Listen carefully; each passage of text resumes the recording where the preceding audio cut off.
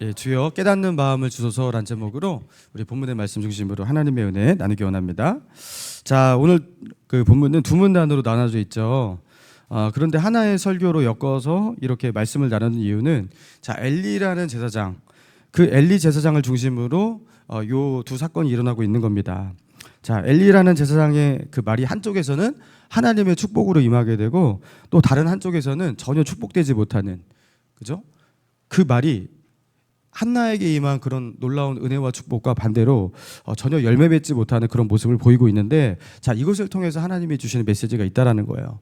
자, 한번 살펴봅니다. 18절.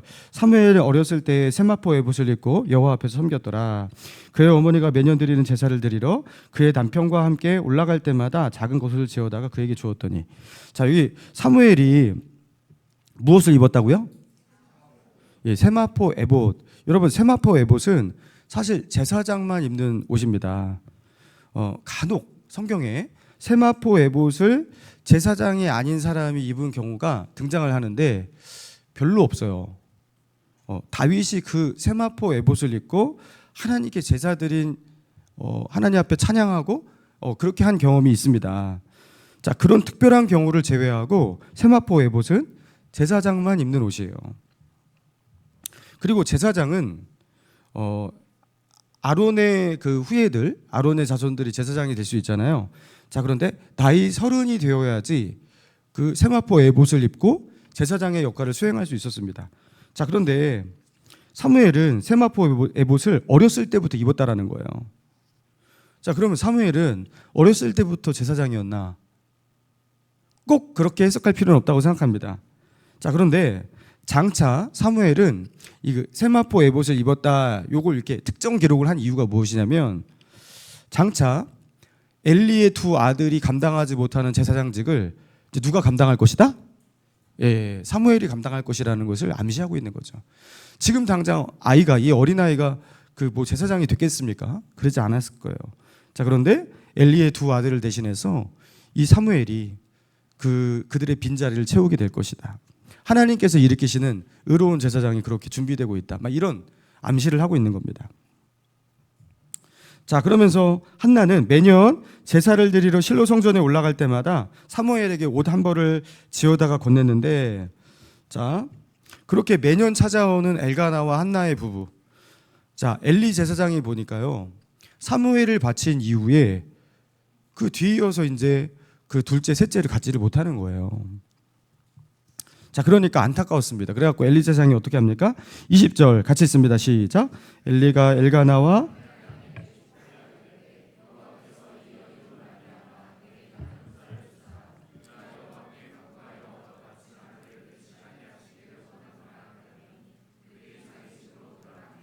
그러니까 이게 어떻게 되었어요?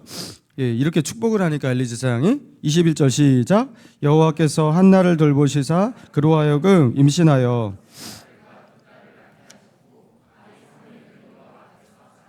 예, 여호와께서 지금 한나를 어떻게 하셨어요? 돌보셨다. 자, 엘리 제사장이 그렇게 한나를 보고서 수년 동안 계속해서 본 거예요.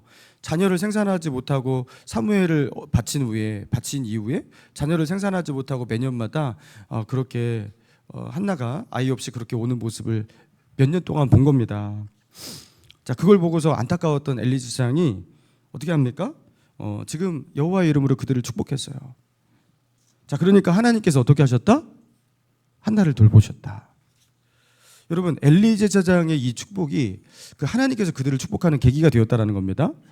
그죠? 여호와께서 이 여인으로 말미암아 내게 다른 우사를 주사 이가 여호와께 간구하여 얻어 바친 아들을 대신하기를 원하노라.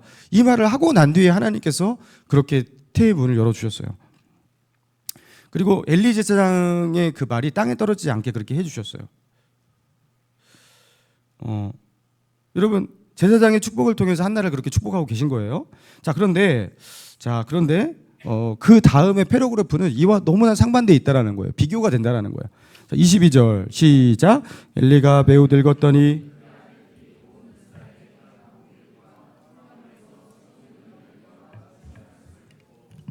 자, 여기 보니까 엘리의 두 아들들의 만행을 그 회막에서 저지른 그 만행 지난번에도 살펴보았습니다.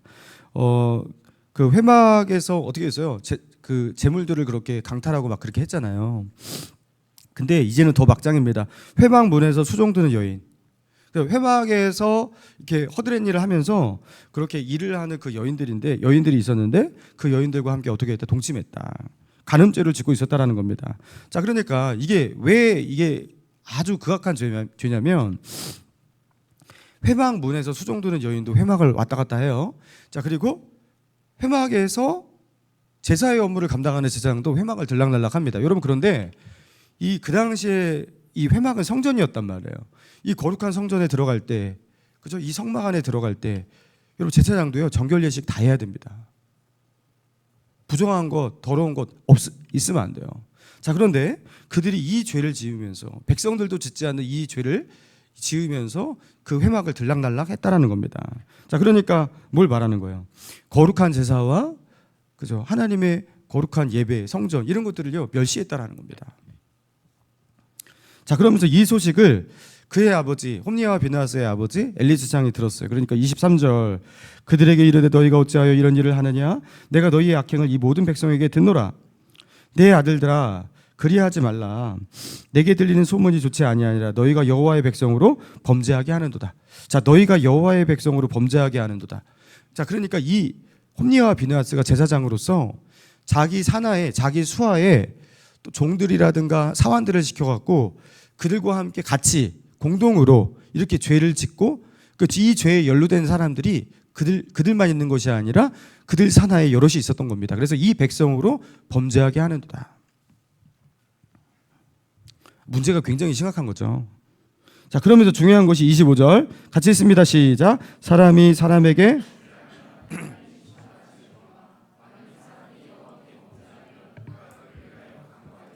거기까지만. 야, 사람이 사람에게 범죄하면 하나님이 심판하신대요. 그러니까 사람과 사람과의 그 문제를 하나님이 중재하시고 판단하신다라는 거예요. 그런데 사람이 여호와께 범죄하면 그럼 누가 여기서 중재를 하겠냐라는 거예요. 여호와만이 사람과 사람과의 문제를 해결하시는 분인데 근데 여호와께 범죄를 해버리면 누가 중재자가 되어주냐라는 거예요. 그러니까 너희가 짓는 이 죄는 매우 심각한 죄라는 거예요. 하나님께 짓는 죄. 그죠? 그래서 이거는 중재자도 없는 하나님의 심판을 받을 수밖에 없는 그런 죄라고 그렇게 아주 엄하게 그렇게 말하고 있는 겁니다. 자, 그러니까 여기까지 본다면 이 엘리 제사장이 이 홈니아와 비느하스 두 아들에게 그들에게 한 이 경고, 이 타이름, 그죠? 이 권면과 이 책망의 말, 여러분 너무 합당하고 옳은 말 아니겠습니까? 그리고 사람과 사람 간의 죄는 하나님께서 중재하시지만 사람과 하나님 사이에서 일어난 이 죄, 이거는 해결이 되지 않는다. 여기에는 하나님의 엄미한 심판이 따른다. 여러분 이거 굉장히 인사이트가 있는 말이에요. 여러분 그래서 이 너무나 합당하고 옳은 말, 그 말로 엘리 제사장이 두 아들을 그렇게 권면하고 있습니다.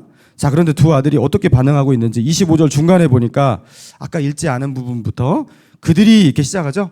자, 그들이 거기서부터 읽습니다. 시작. 그들이 자기 아버지의 말을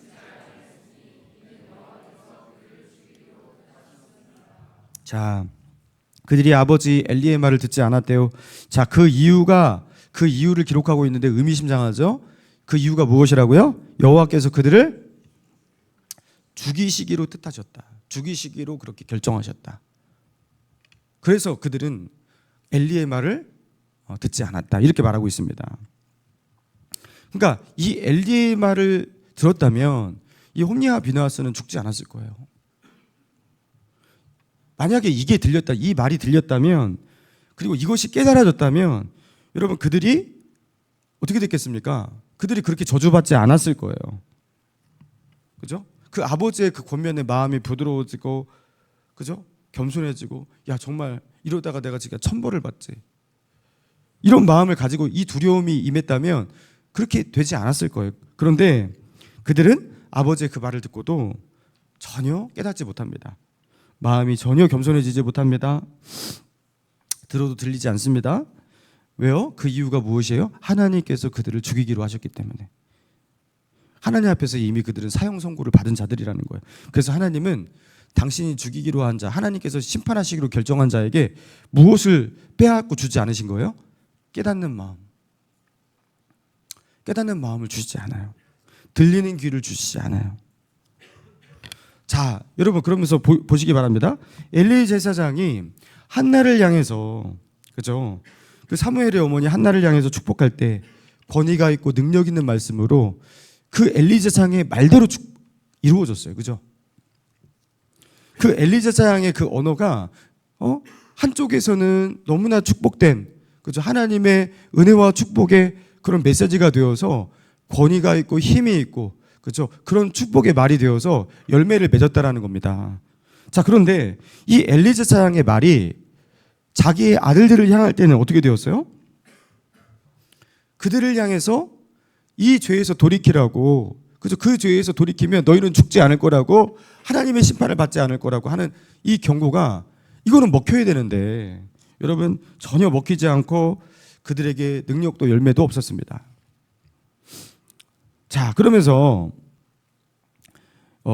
꼭 이 순간에 깨달아야 되고 들려야 될 그 말씀이 그들에게 들리지 않았던 거예요. 사랑하는 성도 여러분, 이 본문을 통해서 하나님께서 우리에게 주시는 그 말씀이 무엇입니까?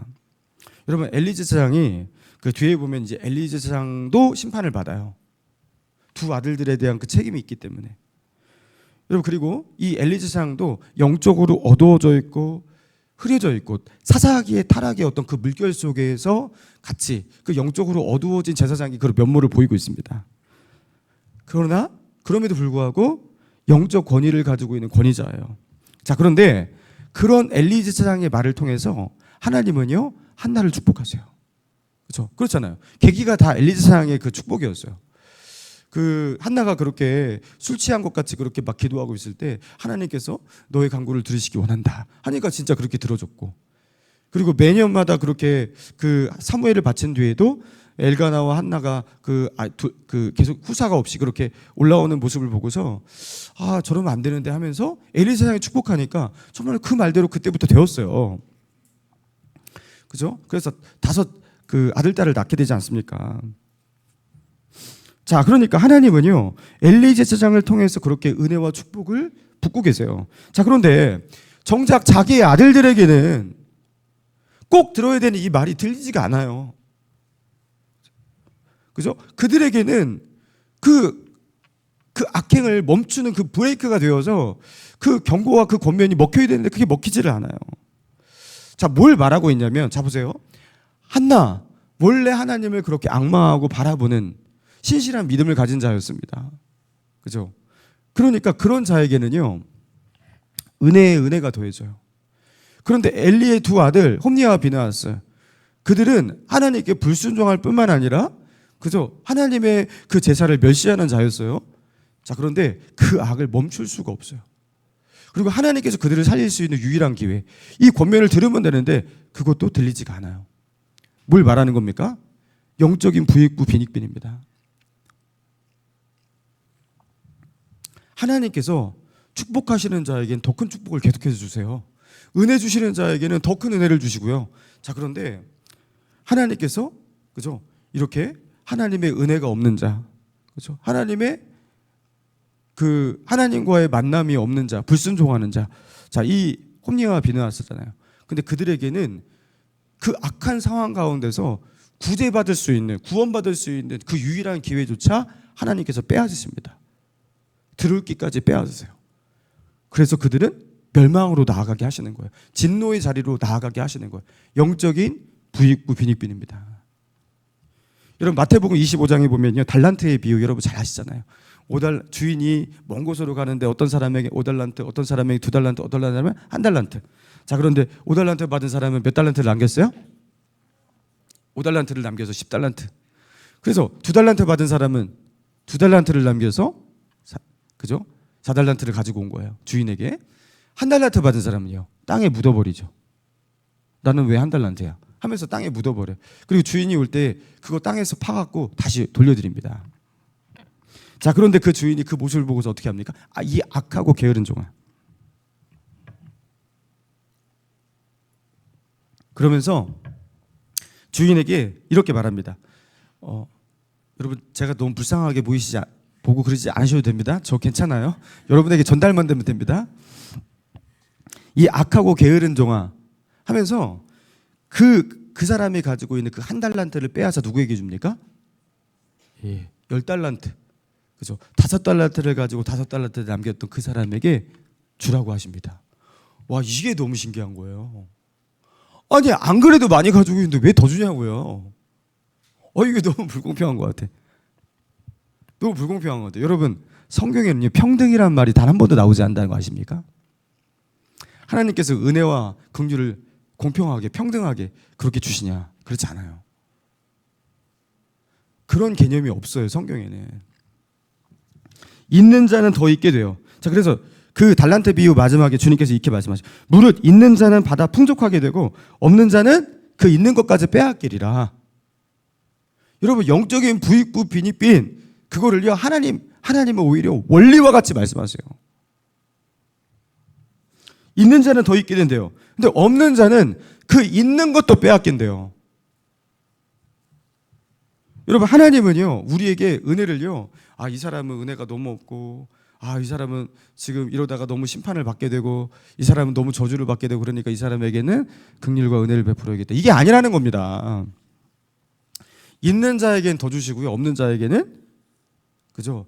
그 사람은 아예 있을 수 있는 가망성까지 빼앗습니다. 순종하는 자에게는 은혜를 마구마구 주셔갖고, 더 순종하고 더 믿음으로 살 수 있는 은혜를 주시고, 불순종하고, 그죠? 악을 도모하는 자, 그 죄악을 사랑하고 그렇게 살아가는 자에게는 회개할 기회조차도 얻지 못하게 하세요. 듣는 귀 듣는 마음까지 빼앗아 버리세요. 그래서 예수님이 말씀하시잖아요. 들을 귀 있는 자는 들으라. 들을 귀 없는 자는 영원히 듣지 못한다는 말입니다. 반대로. 되게 무섭죠. 여러분, 이게요, 성경에 누누이 이런 얘기가 나옵니다. 출애굽할 때 그 모세를 통해서 재앙의 강도가 10가지 재앙이 이렇게 강도가 높아지지 않습니까? 그때 바로가요, 어느 순간 이렇게 합니다. 내가 잘못했다고, 당신들의 말대로 이스라엘 백성을 이제 보내겠다고 하면서 그의 마음을 돌이킵니다.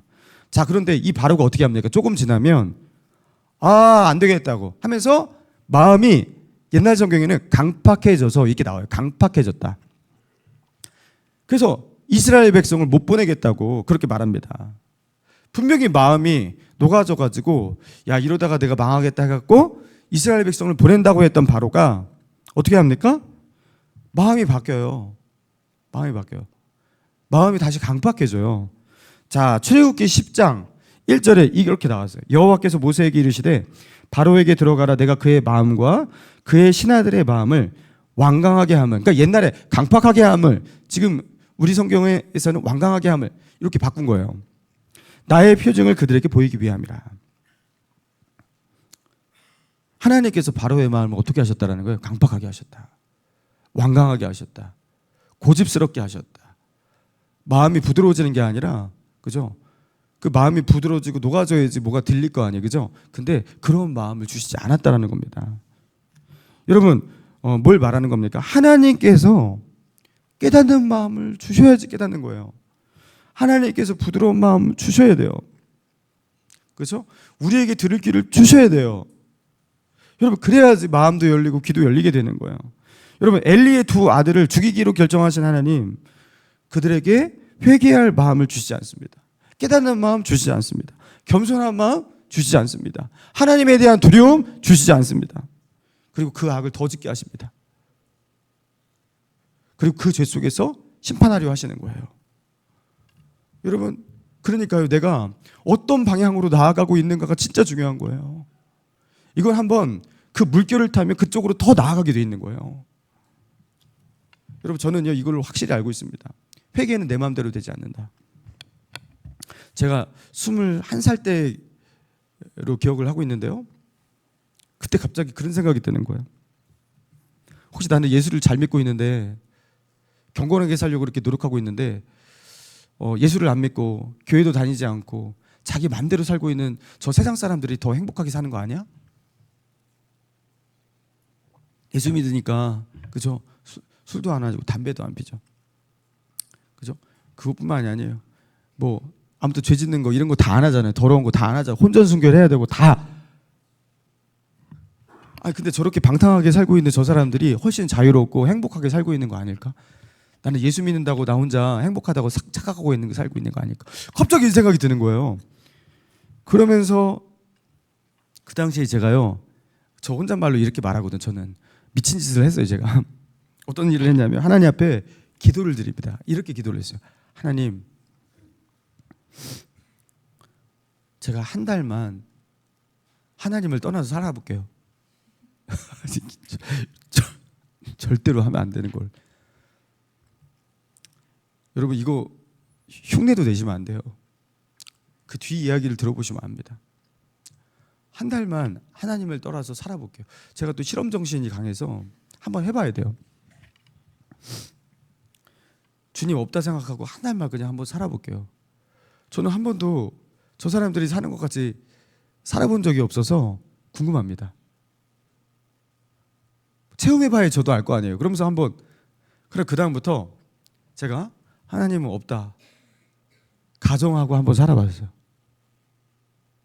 그죠? 가정하고 하나님을 향해서 늘 해왔던 모든 경건의 것들 다 하지 않고, 그리고 이제 내가 뭐 하고 싶은 거 맘대로 하고 살겠다.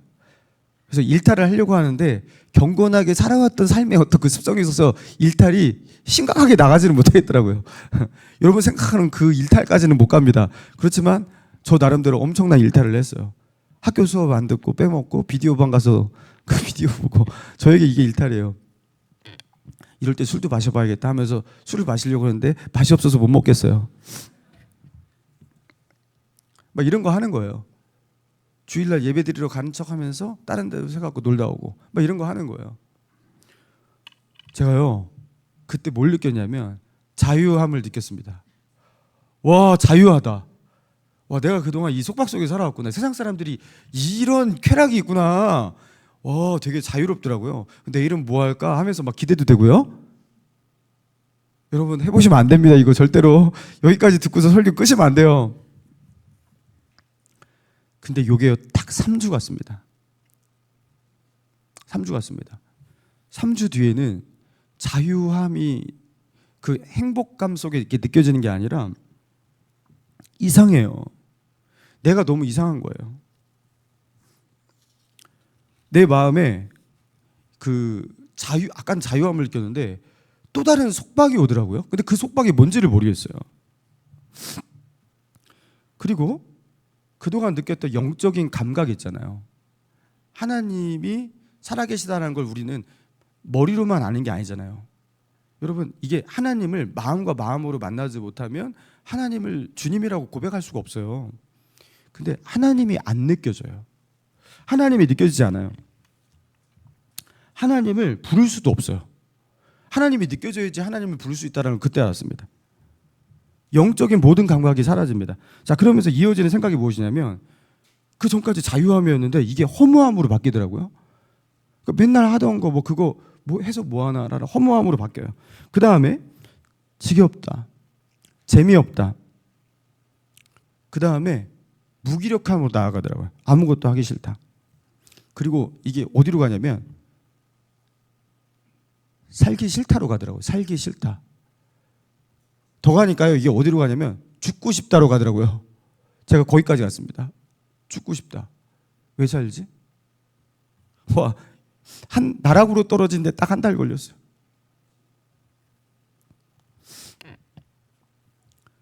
그래서 이제 더 이상 할 게 없더라고요. 돌아가야겠다. 한 달 지났으니까. 돌아갈 수 있었을까요? 없었습니다. 뒤를 돌아보니까요, 내가 걸어온 발자국이 남아있어서 그 길 따라가면 되는데 그 길이 사라졌어요. 돌아갈 길이 없어요. 하나님을 다시 찾아야 되는데 하나님을 찾을 수가 없었어요. 저 그때 알았습니다. 여러분이 지금 주님을 찾고 있다는 것은 하나님이 붙드시는 거예요. 할렐루야. 하나님을 찾을 수 없어요. 기도요? 기도가 전혀 나오지 않습니다. 하나님을 느끼는 것? 전혀 느껴지지 않습니다.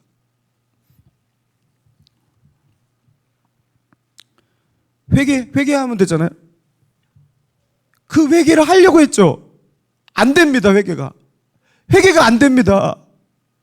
뭐 깨달아줘야지 회개가 되지. 회개가 안 됩니다. 회개를 아무리 하려고 회개가 안 됩니다. 하나님께서 거두어 가시니까 아무것도 할 수 없어요. 아무것도. 여러분 그때 제가 어떻게 했는지 아십니까? 아무것도 할 수 없더라고요. 아, 이렇게 지옥 가는구나. 여러분, 주 너의 하나님을 시험치 말라. 여러분, 은혜 받으신 분이 하나님 시험하시면 안 돼요. 절대로 하나님을 시험하면 안 돼요. 여러분, 하나님 은혜 받고 하나님 살아계신 것 다 하시고 경험하신 분이 하나님 시험하고, 여러분 절대로 이 미친 짓을 해서는 안 됩니다. 제가 그때 이걸 가지고서 어떻게 했냐면, 그럼 저는 어떻게 당신은 그런 목사가 됐습니까? 회개도 안 됐는데. 제가요 그때부터 어떻게 했냐면, 하나님이 하나도 느껴지지 않고, 그죠?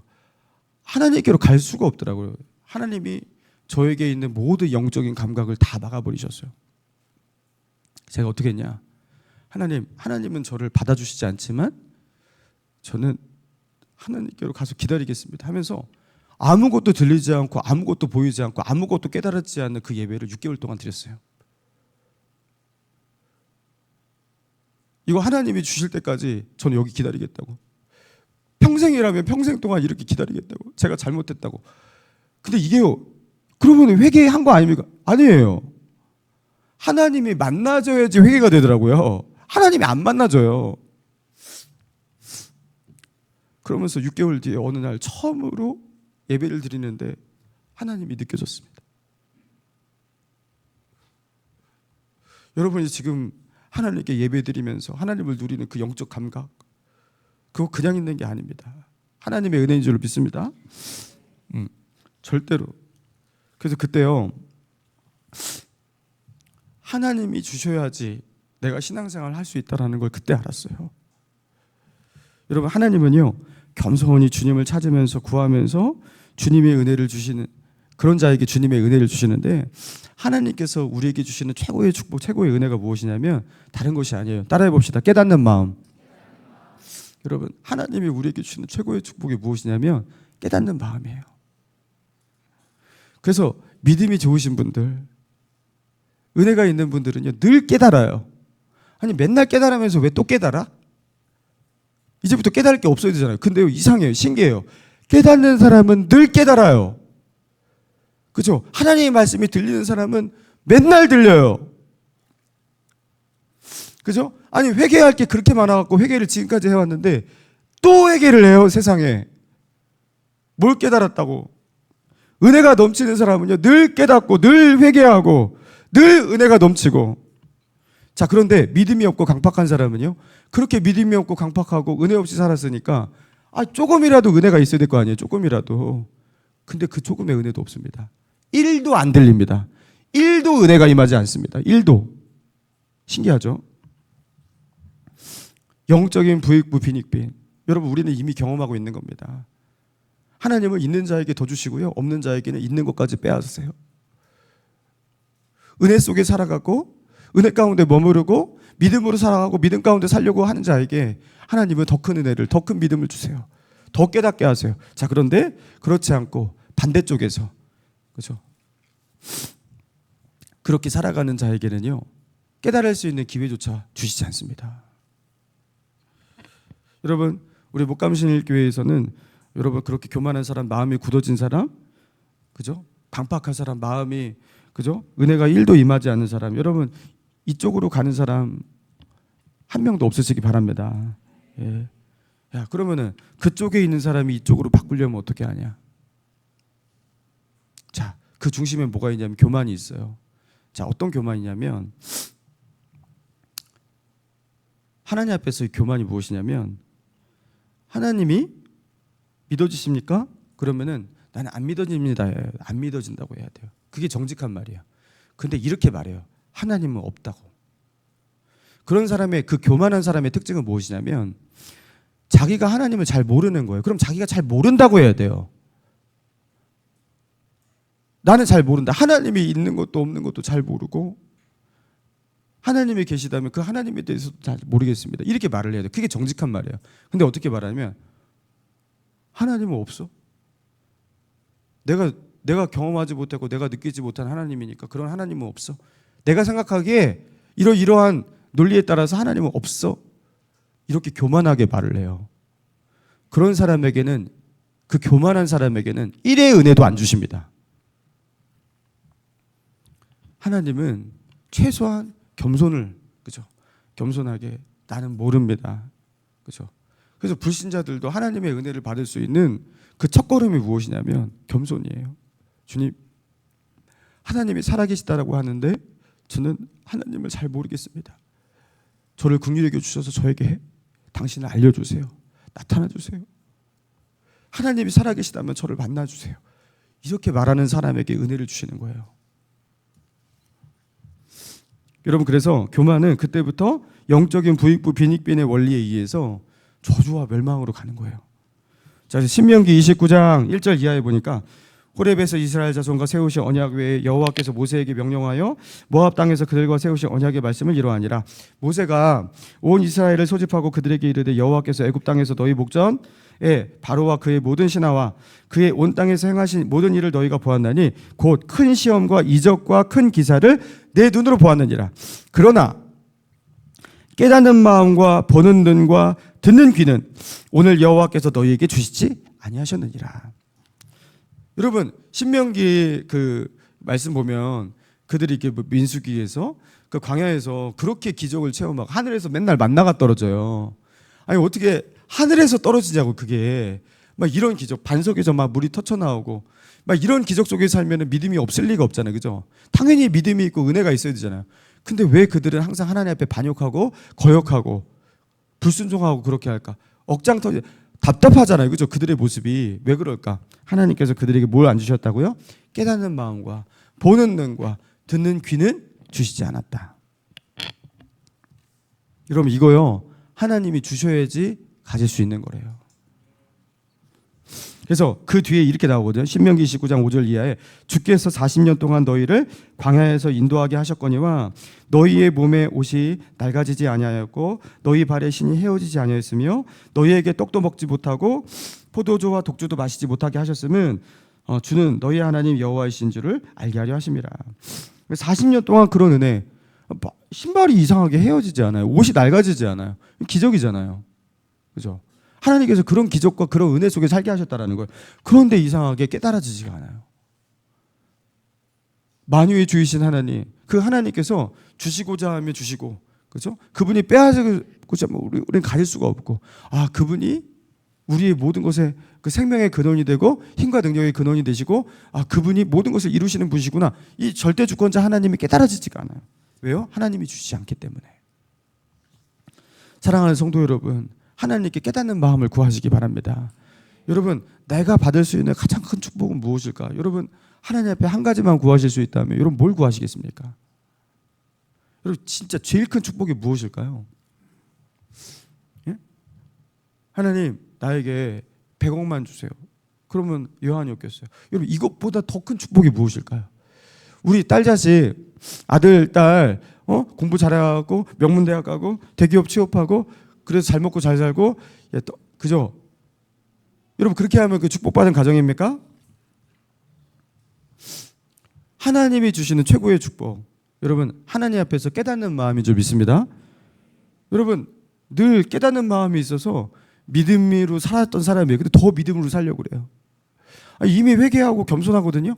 더 회개하고 더 겸손하고 더 섬겨요. 하나님이 주시는 최고의 축복은 깨닫는 마음입니다.